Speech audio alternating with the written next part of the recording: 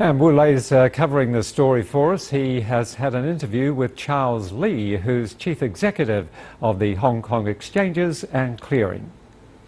In November 2014, we had the Shanghai-Hong Kong Stock Connect program, but now we have the Shenzhen-Hong Kong link.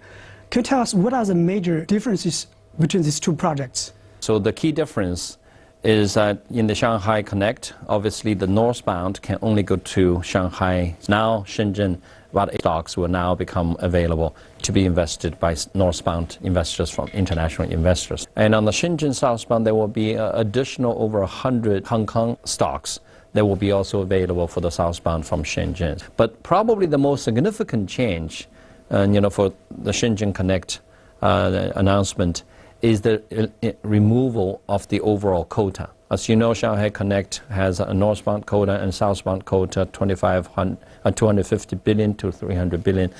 And I think that quota is removed.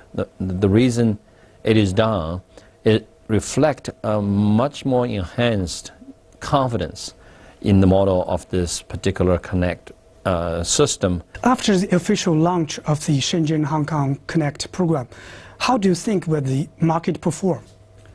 Well, I don't really think necessarily the Connect itself, when launched, will immediately have any real impact on the market. This is fully anticipated.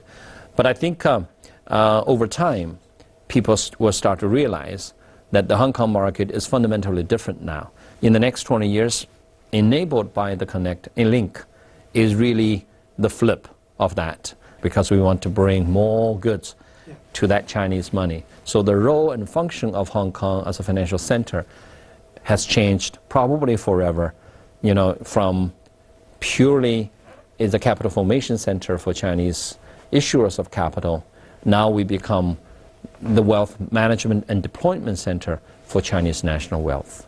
You mentioned that asset allocation will be a key issue in the market. How will this link boost the Chinese capital markets?